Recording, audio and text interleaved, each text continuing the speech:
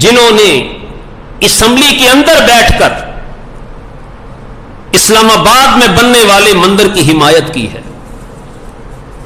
اور میں ان کے لیے بھی پڑھنا چاہتا ہوں جنہوں نے اسمبلی کے اندر بیٹھ کر اسلام کے خلاف غلیظ الفاظ بولے. اور وہ کس نے بولے ہیں میں اس کا نام لے کر جمعے کی برکتیں ختم نہیں کرنا چاہتا. اور اس نے کہا کیا ہے یہ سنیے. پاکستان کی قومی اسمبلی کے اندر ایک بدبخت شخص نے یہ جملہ بولا ہے کہ کسی مذہب کو کسی مذہب پر کوئی فوقیت حاصل نہیں ہے. یعنی عیسائی، یہودی، ہندو، قادیانی، کافر، مسلمان سب برابر ہیں. اگر کاش کہ اس نے قرآن پڑھ لیا ہوتا. اللہ فرماتا ہے ان الدین عند اللہ الاسلام. اللہ فرماتا ہے کہ میرے نزدیک جو مقبول دین ہے وہ صرف اور صرف دین اسلام ہے. وہ صرف اور صرف دین اسلام ہے. لیکن یہ کہہ رہے ہیں کہ کسی مذہب کو کسی مذہب پر کوئی فوقیت حاصل نہیں. اگر یہ جملے انڈیا کی اسمبلی میں بولے جاتے تو کبھی ہمیں دکھ نہ ہوتا. اگر یہ جملہ امریکہ اور اسلام دشمن ملکوں میں بولا جاتا تو کبھی دکھ نہ ہوتا. اور اگر یہ جملہ کوئی ہندو، کوئی عیسائی یا کوئی قادیانی بولتا تو ہمیں دکھ نہ ہوتا. دکھ کی بات یہ ہے کہ یہ جملہ اسلام کے نام پہ بننے والے پاکستان کی قومی اسمبلی کے اندر اس نے بولا ہے جس نے کلمہ بھی رسول اللہ کا پڑھا ہے. ڈرو خدا سے ہوش کرو، کچھ مکر و ریا سے کام نہ لو، یا اسلام پہ چلنا سیکھو یا اسلام کا نام نہ لو. اور پھر افسوس کی بات یہ ہے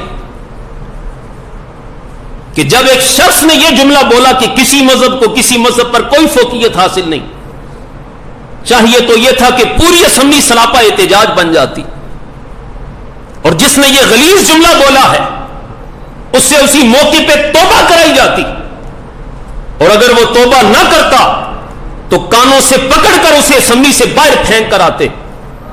مگر جو اسمبلی کے اندر باقی لوگ بیٹھے ہوئے تھے، بجائے اس کے کہ وہ احتجاج کرتے، انہوں نے ٹیبلوں کے اوپر ہاتھ مار کے تالیاں بجانا شروع کر دی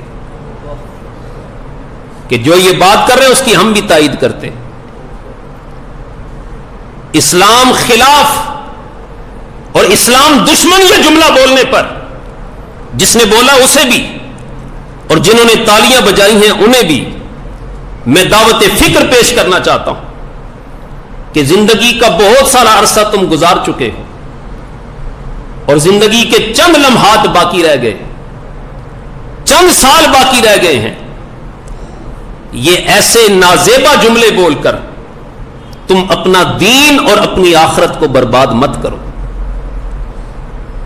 ٹکر نہ لے نبی کی شریعت سے ہوش کر، ٹکر نہ لے نبی کی شریعت سے ہوش کر، دوزخ میں ڈالتی ہے یہ ٹھوکر لگی ہوئی. تو مولا علی رضی اللہ تعالیٰ عنہ نے اس موقع پہ جملہ کیا بولا وہ سنیے. مولا علی نے فرمایا عمر بن عبد ود کو جب قتل کیا تو مولا علی رضی اللہ تعالیٰ عنہ نے جملہ بولا. آپ نے فرمایا لا تحسبن اللہ حاضل دینہ ونبیہ یا معشر الاحزاب. اے مکے کے کافروں، کبھی بھی یہ بات نہ سوچنا اور کبھی اس بات کا گمان بھی نہ کرنا کہ اللہ اپنے نبی کو اور اپنے نبی کے دین کو بے یار و مددگار چھوڑ دے گا. اللہ اپنے نبی کو اور اپنے دین کو اکیلا چھوڑ دے گا. کفار کبھی بھی ایسی بات کا گمان بھی نہ کرنا. اللہ خود اپنے دین کی اور اپنے نبی کی محافظت فرمانے والا ہے، مدد فرمانے والا ہے.